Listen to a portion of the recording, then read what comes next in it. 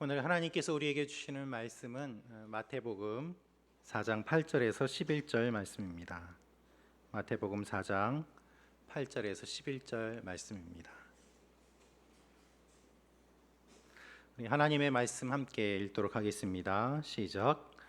그러자 마귀는 아주 높은 산꼭대기로 예수를 데리고 가 세상 모든 나라와 그 영광을 보여주었습니다. 그리고 마귀가 말했습니다. 당신이 만약 내게 엎드려 경배하면 이 모든 것을 당신에게 주겠소. 예수께서 마귀에게 말씀하셨습니다. 사탄아, 내게서 물러가라. 성경에 기록됐다. 주 내 하나님께 경배하고 오직 그분만을 섬기라. 그러자 마귀는 예수를 떠나갔습니다. 그리고 천사들이 와서 예수를 섬겼습니다. 아멘. 말씀 위에 잠깐 기도하겠습니다. 아버지 하나님, 주님의 말씀을 저희가 함께 읽었습니다. 이제 이 말씀이 들리게 하시고 말씀을 알게 하시고 말씀에 반응하게 하여 주시옵소서. 예수님의 이름으로 기도합니다. 아멘. 성경을 가져오신 분은 성경을 들어주시고요, 성경이 없으신 분은 오른손을 들고 한번 따라해 주시면 좋겠습니다. 이 성경은 하나님이 나에게 주신 말씀입니다. 하나님의 말씀은 능력이 있습니다. 하나님의 말씀은 나를 변화시킵니다. 나는 이 말씀을 믿습니다. 아멘. 여러분의 고백대로 될 줄로 믿습니다. 오늘은 시험을 이기신 예수님 네 번째 시간으로 모든 것을 주겠다라는 제목으로 하나님 말씀 함께 나누도록 하겠습니다. 예수님이 성령님에 이끌려 광야로 나가셨습니다. 성령님은 예수님을 부드럽게 인도하셨고, 예수님은 아무도 없는 광야에서 들짐승들과 함께 40일이라는 시간을 보내십니다. 체력적으로 한계에 이르르는 그 시간에 다다를 때까지 마귀는 예수님을 기다리고 있다가 예수님이 한계에 이르는 것을 보고 드디어 공격합니다. 바로 돌을 떡으로 만들어 먹으라는 유혹을 한 것입니다. 예수님께서는 돌로 떡을 만들어 먹으라는 그 유혹에 대해서 돌로 떡을 만드시는 것이 아니라 예수님이 직접 생명의 떡이 되어 주심으로 말미암아 마귀의 유혹을 이기시고, 사람이 떡으로만 사는 것이 아니라 하나님의 입에서 나오는 말씀으로 산다고 선포하셨습니다. 첫 번째 시험에 진 마귀는 두 번째로 예수님을 거칠게 성전 높은 곳으로 끌고 가, 그리고 예수님에게 이렇게 이야기를 합니다. 성경에 기록되었으니 뛰어내려라. 하나님께서 너를 지켜주실 것이다. 그러나 주님께서는 높은 곳에서 뛰어내리셔서 사람들에게 보여주는 쇼를 원하신 것이 아니라, 주님은 그 높고 높은 보좌에서 낮고 낮은 이 땅으로 친히 내려오셔서 우리를 구원하시기 위한 구원의 문을 열어주셨습니다. 주님은 끝까지 십자가에 높이 달려 돌아가셨습니다. 십자가에 달리셔서도 사람들이 내려와 보라고 조롱했던 그 조롱을 다 받으시고, 주님은 음부까지 내려가셔서 우리를 구원해 주시는 구원의 일을 이루어 주셨습니다. 이제 마귀는 세 번째 시험을 합니다. 세 번째 시험은 예수님에게 모든 것을 주겠다라는 것입니다. 마태복음 4장 8절 말씀을 우리 다시 읽도록 하겠습니다. 시작. 그러자 마귀는 다시 아주 높은 산 꼭대기로 예수를 데리고 가 세상 모든 나라와 그 영광을 보여주었습니다. 여러분, 마귀가 예수님을 세 번째로 시험을 하는데, 이 세 번의 시험에서 드디어 세 번째 시험의 모습을 우리가 보게 됩니다. 여기서 우리가 알 수 있는 사실이 있습니다. 그것은 시험에는 끝이 있다는 것입니다. 네 번째, 다섯 번째, 여섯 번째 계속되는 것이 아니라 마귀는 세 가지 시험을 준비했습니다. 여러분, 물론 시험은 우리에게 계속 찾아옵니다. 다양하게 찾아옵니다. 한 가지 시험이 끝나면 곧이어 또 다른 시험이, 또 다른 유혹이 찾아오기도 합니다. 그런데요, 시험이 항상 찾아오지만 그렇다고 해서 쉼없이 찾아오지는 않는다는 것을 기억하십시오. 파도가 치는 것을 생각해 보십시오. 파도가 칠 때 한 번의 파도가 오고 그 다음에 파도가 올 때까지 약간이지만 시간이 있습니다. 파도에 높은 부분이 있고 낮은 부분이 있습니다. 높은 부분이 지나가면 낮은 부분이 찾아오게 되고, 낮은 부분이 지나가게 되면 또 어느 정도 시간이 지나서 또다시 파도가 오게 됩니다. 우리가 살면서 많은 시험을 받지만 그렇다고 해서 쉴 틈도 없이 계속해서 끊임없이 몰아치기만 하는 것은 아니라는 것을 알 수 있습니다. 시험에서 이겼을 때 다음 시험이 올 때까지 약간의 여유도 생기게 되고, 또 그렇게 함으로 말미암아 하나님은 우리가 시험을 피할 길을 내어주시고, 또한 시험을 이길 수 있는 힘을 더하여 주시는 것입니다. 마귀가 예수님을 유혹하고 시험합니다. 예수님의 공생애를 보면 계속해서 이런 일들이 진행이 됩니다. 십자가에서도 예수님을 유혹합니다. 계속되는 유혹이 있습니다. 그러나 오늘 말씀을 보면 일단 3번 시험을 하고 그리고 당분간 쉬게 되는 모습을 보게 됩니다. 왜 그럴까요? 마귀에게 있어서 예수님을 시험한 이 3가지 시험은 아주 큰 마음을 먹고 결전을 치르기 위한 유혹이었습니다. 예수님을 처음 공생에 시작하시기 전에 넘어뜨린다면 하나님의 구원 계획을 방해하는 것이고, 그리고 자신의 계획이 성공함으로 말미암아 예수님이 앞으로 하실 모든 일들을 다 흐트러 놓을 수 있는 최고의 기회였기 때문입니다. 그래서 이 3가지 유혹은 마귀에게 있어서도 심혈을 기울인 유혹이었고 최선을 다한 유혹이었습니다. 그런데 예수님이 패배하면 하나님의 구원 사역이 실패하는 매우 중요한 이 결전에서 지금 마귀는 2번 패배하였고, 우리는 결과를 압니다만 3번째까지 패배합니다. 다시 전열을 가다듬을 때까지 시간이 걸리는 것이죠. 여러분, 이것이 영적인 흐름이에요. 그래서 우리는 하나님 앞에서 낙심하지 말아야 합니다. 우리가 유혹을 당하고 시험을 당하면 하나님 앞에 우리는 이렇게 기도합니다. 하나님, 이 고통이, 이 유혹이, 이 시험이 언제 끝나겠습니까? 하나 이겼는데, 하나 겨우 버텼는데 또다시 찾아옵니다. 끊임없이 찾아오는 것 같습니다. 주님, 어떻게 하면 좋겠습니까? 이렇게 이야기를 합니다. 하지만 그렇게 영적으로 치열하게 싸움을 하다 보면 어느 순간 고요한 평안이 찾아오는 시기가 있습니다. 유혹도 보이지 않고 고통도 보이지 않고 그 치열한 싸움 끝에 찾아온 평안, 샬롬이 우리에게 임하는 시기가 있다는 것이죠. 왜냐하면 마귀도 지쳤거든요. 하나님의 사람들을 공격하는 데 있어서 계속해서 유혹을 해도 넘어지지 않고 버티면 마귀도 공격하다가 힘든 거예요. 하나님이 지켜주시는 것을 마귀가 견디지 못하는 일들이 일어나는 것입니다. 할렐루야. 이런 일들이 여러분들에게 일어나시기를 축원합니다. 오늘 말씀을 보면 마귀가 아주 높은 산 꼭대기로 다시 이끌고 갔다라고 기록되어 있습니다. 성전에 예수님을 끌고 갔습니다. 그 밑에는 사람들이 있었습니다. 그런데 이번에는 더 높은, 온 세계가 다 보일 정도로 높은 산에 예수님을 끌고 갔다라고 되어 있습니다. 본문에 기록된 데려가다라는 말은 2번째 유혹에 기록된 데려가다라는 말과 같은 뜻입니다. 아주 거칠게 끌고 간 거예요. 왜요? 2번이나 실패했기 때문에 마귀가 굉장히 뿔이 나 있는 상태입니다. 화가 나 있는 그 가운데 예수님을 거칠게 끌고 갑니다. 이번에는 지극히 높은 산으로 갔어요.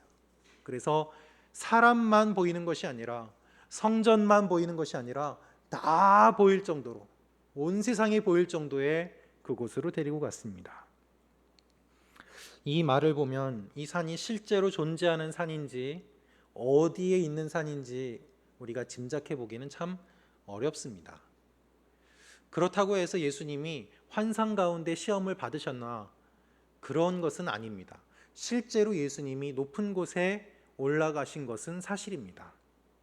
누가복음 4장 5절 말씀을 보면 똑같이 시험 받으시는 내용이 있는데 산이라는 말은 나오지 않습니다.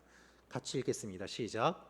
그러자 마귀는 예수를 높은 곳으로 이끌고 올라가 순식간에 세상 모든 나라를 보여주었습니다. 산이라는 표현은 없지만 아주 높은 곳에서 예수님이 세상 모든 것을 다 볼 수 있을 정도로 높은 곳에 데리고 가서 순식간에 세상을 보여주었다는 것입니다.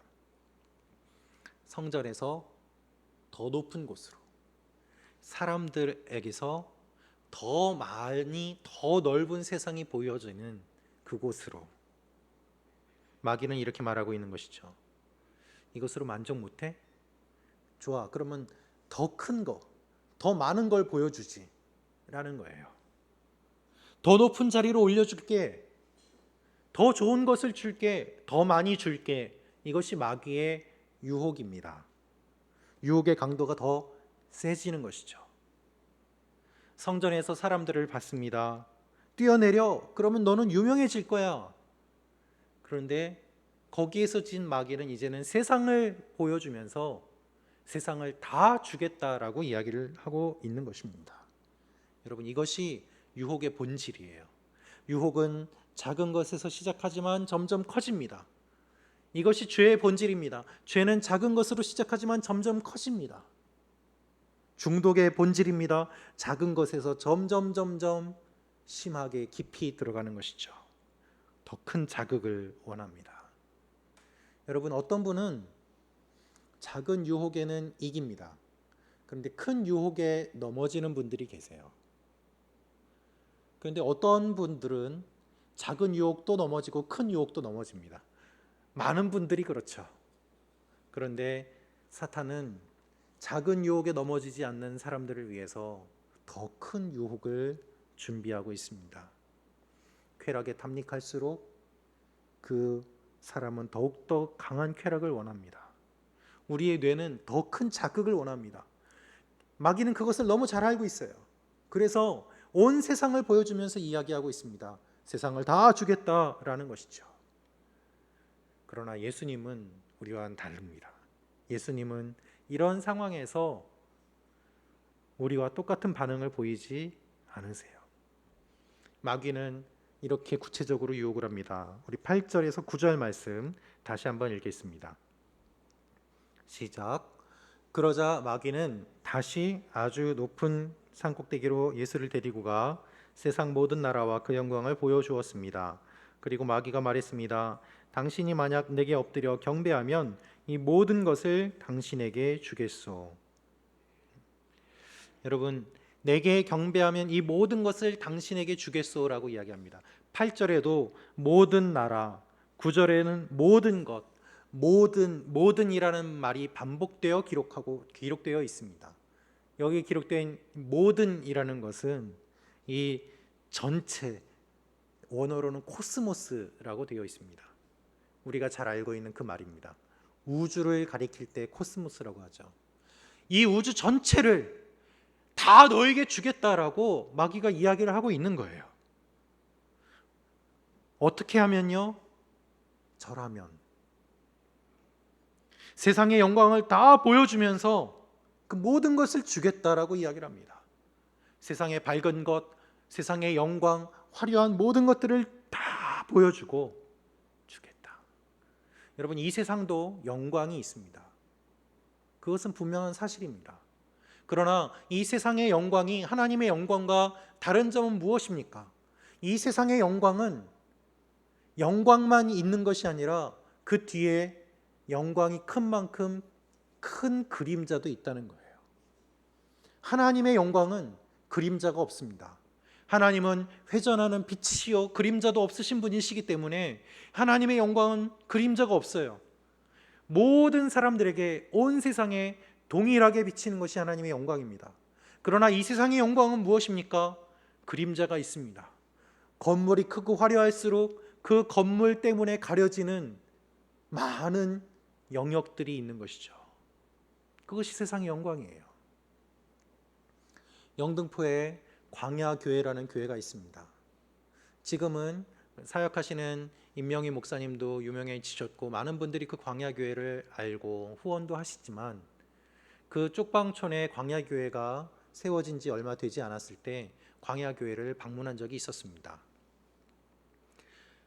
그곳을 방문하고서 깜짝 놀랐습니다.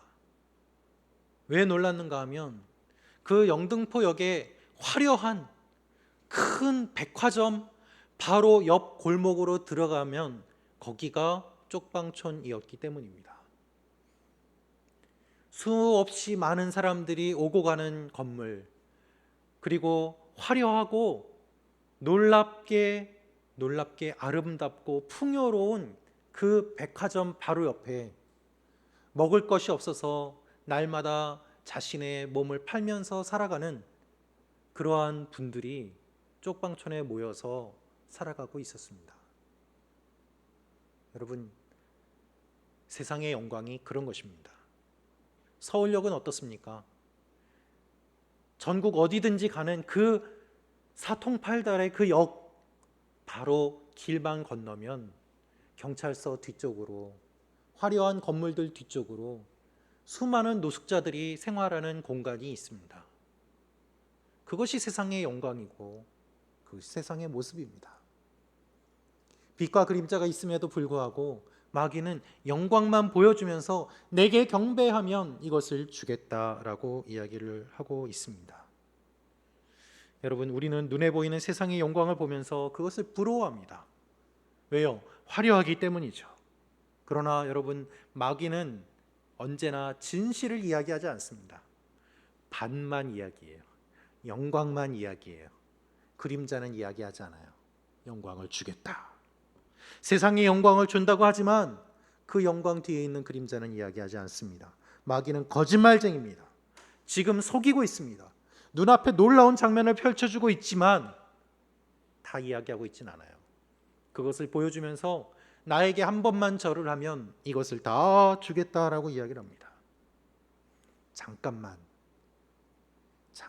마음을 접으면, 잠깐만 나에게 절을 하면, 절하는데 5초도 걸리지 않잖아. 나에게 잠깐만 경배하면 이 눈에 보이는 온 세상을 다 가질 수 있는데, 이 화려한 것을 다 가질 수 있는데 라고 말하고 있는 것이죠. 기다리지 않고 금방 얻을 수 있어. 잠깐만 마음을 접으면. 이것이 마귀의 유혹이에요. 여러분이라면 어떻게 하시겠습니까? 몇 초 걸리지 않는 그 행위로 이 세상의 모든 것을 가질 수 있다고 생각해 보십시오. 여러분, 우리가 살고 있는 이 세상이 바로 이와 같은 유혹으로 우리를 유혹합니다. 요즘 우리는 책보다는 영상을 많이 보죠. 특별히 유튜브나 또 다른 영상들을 많이 봅니다. 학자들에 의하면 책을 읽을 때에 우리의 뇌 뒤쪽에 있는 이 후두엽이 자극을 받는다고 합니다. 자극을 받고 이 내용이 무엇인지 생각하면서 뇌가 활성화되고 그것이 머리 앞쪽에 있는 전두엽 쪽으로 온다고 해요. 그것이 우리가 생각하는 모습인데, 과정인데, 영상은 눈에 들어오는 자극으로 전두엽은 활성화되는데 후두엽은 활성화가 되지 않는다고 합니다. 그래서 빠른 자극을 원하고 사람들이 집중하지 못하고 기다리지 못하고 인내하지 못한다라는 연구 결과들이 있습니다. 우리는 자극에 길들여졌습니다. 산만해지고 조급해졌습니다. 내가 카톡을 보냈는데 1분 동안 답이 안 오면 왜 답이 안 오지? 라면서 조급해하고, 카톡을 보냈는데 숫자 1이 없어지지 않으면 왜 읽지 않는 거지? 라면서 두려워하고 불안해하고, 빠른 답, 그것을 원하는 삶 속에서 지내고 있습니다.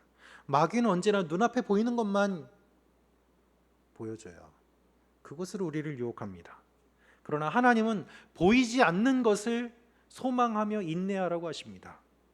우리의 영적인 싸움은 지금과 다음의 싸움이에요. 마귀는 지금 보여주면서 잠깐만 마음을 접으면 이거 바로 가질 수 있어라고 이야기하는데, 하나님은 인내로 소망을 이루라고 말씀을 하십니다. 그래서 보이지 않는 것을 소망하며 끝까지 믿음의 길을 걸어가라고 말씀하고 계세요. 지금과 다음의 싸움. 우리는 하나님께 지금 응답해 달라고 합니다. 그런데 하나님은 하나님의 때에 다음에 응답해 주시겠다고 하십니다. 우리는 기도하면서 조급해합니다. 하나님 당장 지금 나의 때에. 그러나 하나님은 이렇게 말씀하십니다. 나의 시간에, 나의 계획에, 나의 방법으로, 다음에라는 것이죠. 요한복음 12장 31절 말씀 우리 함께 같이 읽겠습니다. 시작. 이제 세상을 심판할 때니 이 세상의 통치자가 쫓겨날 것이다. 이 세상의 통치자가 쫓겨날 것이다. 이 세상의 통치자는 지금 마귀입니다. 공중권세 잡은 그 마귀가 세상의 권세를 가지고 있는데 그 마귀가 쫓겨날 것이다. 주님 말씀하십니다. 첫 번째 시험에서 승리하신 주님이 마지막에 십자가를 지시기 전에 이 말씀을 하시고, 이제 이 세상의 공중권세를 잡은 그 마귀의 권세를 다시 되찾겠다고 선포하시는 것입니다. 지금은 마귀가 이 세상을 다스리고 있는 것처럼 보이지만 이 세상은 하나님이 다스리고 계십니다. 원래 마귀의 것이 아니에요. 그런데 마귀는 자신의 것인 양 예수님께 이야기합니다. 나에게 경배하면 다 주겠다. 지금 바로 보여주면서 잠깐만 눈 감으면 화려한 것을 금방 얻을 수 있다라고 이야기합니다. 여러분, 이게 사기꾼들의 방법이에요. 좋은 거 탁 보여주고 빨리 결정하세요. 몇 개 안 남았어요. 매진 임박하면서 그걸 파는 거예요. 여러분, 똑같은 방법이에요. 사기꾼들은 마귀의 자식이기 때문에 그 방법을 너무 잘합니다. 자, 그렇다면 이와 같은 유혹에 예수님은 어떻게 대답하셨을까요? 우리 마태복음 4장 10절 말씀 같이 읽겠습니다. 시작. 예수께서 마귀에게 말씀하셨습니다. 사탄아, 내게서 물러가라. 성경에 기록됐다. 주 내 하나님께 경배하고 오직 그분만을 섬기라. 예수님은 매우 격앙된 목소리로 말씀하십니다. 사탄아, 내 앞에서 물러가라.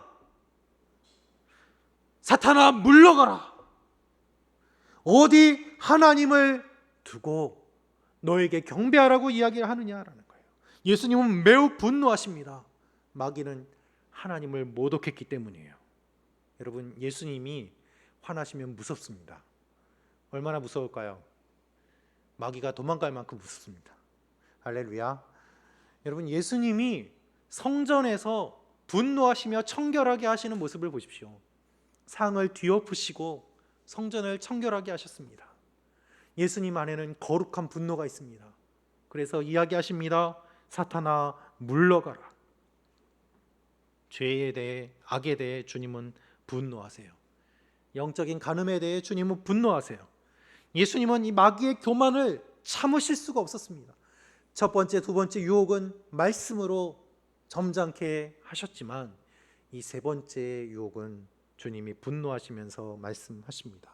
나 이외의 신을 섬기지 말라는 제1계명을 마귀가 무시하는 유혹을 했기 때문입니다. 마귀의 유혹은 십자가 없는 영광을 이야기하고 있습니다. 마귀의 유혹은 갖고 있지 않은 것으로 거짓말합니다. 주님이 분노하실 수밖에 없는 거예요. 여러분, 우리가 죄를 지을 때 한 가지 죄를 짓습니다. 그런데 우리가 짓는 모든 죄는 한 가지만 짓는 죄가 아니에요. 모든 죄는 다 연결되어 있습니다. 내가 누군가를 속일 때, 이웃에 대하여 거짓 증거할 때 그것은 거짓 증거만 하는 것이 아니라 살아계신 하나님의 눈앞에서 짓는 죄이기 때문에 하나님을 무시하는 것이고 하나님의 이름을 망령되이 일컫는 것이고 모든 범죄는 다 연결되어 있어요. 이것을 저는 죄의 연쇄 반응이라고 말합니다. 여러분, 죄는요 다 연결되어 있습니다. 한 가지 죄는 없습니다. 다 연결되어 있습니다. 그래서 죄가 무섭습니다. 그런데 마귀는 첫 번째 계명을 어기는 그 유혹을 하고 있습니다. 예수님은 마귀에게 분노하세요. 그리고 이렇게 말씀하십니다. 성경에 기록됐다. 주 내 하나님께 경배하고 오직 그분만을 섬겨라. 4장 10절 다시 읽겠습니다. 시작. 예수께서 마귀에게 말씀하셨습니다. 사탄아, 내게서 물러가라. 성경에 기록됐다. 주 내 하나님께 경배하고 오직 그분만을 섬기라. 오직이라는 말은 모노스라는 말입니다. 이 말은 여러분 모노 스테레오라는 말 들어보셨죠? 스테레오는 양쪽에서 나오는 거고 모노는 한쪽에서 나오는 거예요. 유일한 하나, 오직 한 분 하나님만을 내가 섬겨야 된다라는 주님의 선포가 이 말씀입니다. 한 분 하나님을 기억해야 된다. 세상은 많은 신들을 보여주면서 많은 신들을 섬기라고 이야기하고 있습니다. 그러나 성경은 언제나 한 분 하나님을 이야기하고 있습니다. 이스라엘 백성들이 가나안 백성과 다른 점은 무엇입니까? 가나안은 많은 우상들이 있었지만 이스라엘은 오직 한 분 하나님을 끝까지 섬겼다는 것입니다. 가나안의 다신 문화 속에서, 그리스와 로마의 다신 문화 속에서, 수많은 이방의 다신 문화 속에서 이스라엘이 이스라엘일 수 있었던 유일한 이유는 한 분 하나님을 섬겼기 때문이에요. 그 한 분 하나님을 섬기기 위해서 목숨을 걸었기 때문에 이스라엘이 이스라엘일 수 있었던 것입니다. 예수님은 이 말씀을 선포하고 계세요. 예수님은 이 하나님을 선포하기 위해서 오셨습니다. 예수님이 이 말씀을 선포하시자 마귀가 즉시 떠나갔어요. 번역은 되어 있지 않지만 원어로 보면 즉시 떠나갔다라고 되어 있습니다. 성령에 이끌려서 즉시 광야로 가셨는데 주님이 승리하시자 마귀는 즉시 떠나갑니다. 여러분, 그래서 예수님의 시험의 처음과 마지막이 연결되며 이 시험이 끝나는 모습을 성경은 기록하고 있습니다. 여러분, 우리가 시험에서 이길 수 있는 유일한 방법은 무엇입니까? 유일하신 하나님을 선포하는 거예요. 유일하신 하나님을 선포하는 거예요. 하나님, 명예도 좋고 돈도 좋습니다. 그러나 내게는 유일하신 하나님이 더 중요합니다. 은도 없고 금도 없어도 유일하신 하나님만 계시면 나는 충분합니다. 무화과 나무 잎이 마르고 포도 열매가 없고 외양간에 소가 없고 소출이 없어도 나는 여호와로 인하여 즐거워하겠습니다. 이것이 우리의 고백이 될 때에 그 틈을 타고 들어오는 유혹들이 싹 사라지는 거예요. 예수님께서 이렇게 선포하시자 즉시 떠나갑니다. 우리에게 유혹이 찾아올 때 우리가 선포해야 될 것은 유일하신 하나님을 선포하는 것입니다. 마귀가 떠나가니까 천사들이 와서 예수님께 수종듭니다. 예수님을 섬깁니다. 지금까지 예수님이 굶으셨던 것들, 음식을 제공해주는 그 엘리야에게 나타났던 그 까마귀와 같이 천사들이 나타나서 예수님을 수종들고 예수님의 부족함을 채우는 모습을 보게 됩니다. 이 천사들이 올 때 그리고 보라라는 말이 번역에서 빠졌어요. 마귀가 떠나간 다음에 천사들이 와서 봐라, 이 천사들이 나타난 것을 보라, 예수님이 승리하신 것을 보라. 주님이 천사들과 함께 공생의 시작을 하시는 내용이 나와 있어요. 승리하신 주님, 유일하신 하나님을 선포하신 주님, 할렐루야. 이 주님의 놀라우신 모습이 마지막에 기록되어 있는 것입니다. 여러분, 주님은 화려한 세상을 거절하셨습니다. 그러면 예수님이 실패하셨습니까? 그렇지 않습니다. 예수님은 머리둘 곳조차 없이 방황하면서 사역을 하셨지만 이 온 세상의 주인이 되셨습니다. 우리는 머리둘 곳도 있고 잠잘 곳도 있고 많은 것을 가지고 있지만 죄의 노예, 마귀의 노예로 살아갈 때가 얼마나 많이 있습니까? 여러분, 어떤 것이 맞는 것일까요? 이것이 주님과 우리와의 차이예요. 주님은 우리에게 오늘 도전의 메시지를 주십니다. 어렵고 힘들 때 우리의 눈에 많은 것이 보일 때, 우리 생각에 많은 것들이 떠오를 때 결정하지 못하고 불안하고 두렵고 유혹을 받고 내가 어떻게 할 것인가 많은 정보 속에서 허우적거릴 때에 주님은 말씀하십니다. 유일하신 하나님을 기억하라는 거예요. 이 시대는 화려한 기적, 화려한 언변, 사람을 현혹하는 많은 것들로 영적인 함정을 설치합니다. 그러나 주님은 묵묵히 하나님 한 분만 바라보며 그 믿음의 길을 걷는 사람들을 통해서 주님의 나라를 확장해 오셨습니다. 그리고 그러한 사람들을 지금도 찾고 계십니다. 내가 살아가는 이유, 내가 갖고 있는 이유, 내가 하는 모든 행동의 이유, 나의 삶의 이유, 유일하신 하나님을 바라보며 섬기는 것. 헛된 마음을 다 버려두고 주님만을 섬기기로 결심하며 나아가는 하나님의 사람들을 주님이 기억하시고 천사들을 보내서 수종 들게 하십니다.